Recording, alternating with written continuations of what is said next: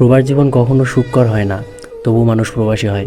পরিবারের মানুষগুলোকে একটু ভালো রাখার আশায় এদের স্বপ্ন পূরণের দায়িত্ব নিয়ে এরা পাড়ি জমায় প্রবাসের নামের যন্ত্রণায়। নানামুখী কারণে প্রবাসী হওয়া এ সকল মানুষের কাঁধে একটি নয় দুটি নয়, গোটা পরিবারের স্বপ্ন পূরণের দায়িত্ব থাকে। যে দায়িত্বের কথা চিন্তা করে এরা ভুলে যায় নিজের স্বপ্নকে।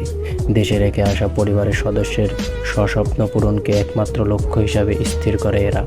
প্রতিনিয়ত সহ্য করে তারা অসহনীয় কষ্ট। একজন প্রবাসীর ওপর ভরসা করে গোটা একটা পরিবারের স্বপ্নের বর্ষা জমায়, আর এইভাবেই এপারে ভরসা করে ওপারে বুনতে থাকে স্বপ্নের জাল।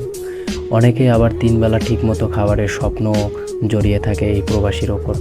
একরকম হাজারো দায়িত্ব কাঁধে নিয়ে জন্মভূমি ও জননীকে ছেড়ে অচেনা অজানা এক দেশে পাড়ি জমায় এরা।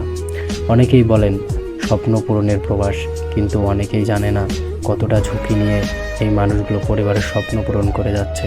কিন্তু সব প্রবাসীরা কি পারে তার পরিবারের সকল স্বপ্ন পূরণ করতে? হয়তো চাইলেও অনেকেই তা করতে পারে না। অনেক সময় আমরা অনেক প্রবাসীর মৃত্যুর সংবাদ পাই। তার মধ্যে স্বাভাবিক মৃত্যুগুলো হয়তো মেনে নেওয়া যায়, কিন্তু অস্বাভাবিক মৃত্যুগুলো কী করে মেনে নেওয়া সম্ভব বলুন তো? অস্বাভাবিক মৃত্যু বলতে যা বোঝানো হয়েছে তা হলো কর্মক্ষেত্রে দুর্ঘটনার শিকার হয়ে কিংবা কোনো হামলার শিকার হয়ে।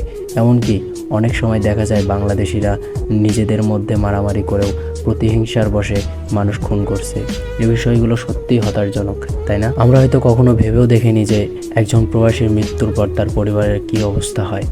হয়তো এই দিকে আমরা খুব স্বাভাবিকভাবেই চিন্তা করি, মনে করি সবাইকে তো একদিন মরতেই হবে, তাহলে এটা আর এমন কি। কিন্তু আমরা কখনো ভেবে দেখিনি যে একজন প্রবাসীর মৃত্যু শুধু একটি মানুষের মৃত্যু না, মৃত্যু হয় গোটা একটা পরিবারের। কতটা ভরসা করে, কতটা স্বপ্ন বনে মা তার ছেলেকে বিদেশ পাঠায়, কত কষ্ট চেপে বুকে একজন মা নিজের সন্তানকে দূরে রাখে, তা কি আমরা কখনো ভেবেছি? যে মানুষটি আজ প্রতিহিংসার কারণে প্রবাসে খুন হলো, হয়তো তার মা এক বুক আশায় রয়েছেন তার ছেলেটি তার কাছে একদিন ফিরে আসবে। কিন্তু ছেলের মৃত্যুর সাথে সাথেই যে এই মায়ের এই আশাও মৃত্যু ঘটেছে, তা কি আমরা কখনো ভেবে দেখি? ছোট ছোট ভাই বোন আর বাবা মার কত স্বপ্ন থাকে এই প্রবাসী ছেলেকে নিয়ে, তার বড় ভাই তার বড় ছেলেকে ঘিরে। কিন্তু যখন ওই ছেলেটাই থাকে না, তখন তো এই মানুষগুলোর স্বপ্নও থাকে না। এদের স্বপ্নেরও কি অপমৃত্যু ঘটলো?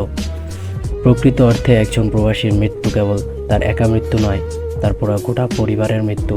আমরা যারা বাংলাদেশি থেকে প্রবাসী এসেছি তারা সকলেই জানি আমাদের পরিবার আমাদের দিকে চেয়ে আসে। তাদের হাজারো স্বপ্ন পূরণের দায়ভার নিয়ে আমরা প্রবাসে এসেছি। তাহলে কি করে আমরা অন্য আরেক পরিবারের সকল স্বপ্ন ও আশা শুধুমাত্র প্রতিহিংসার বশে হত্যা করি?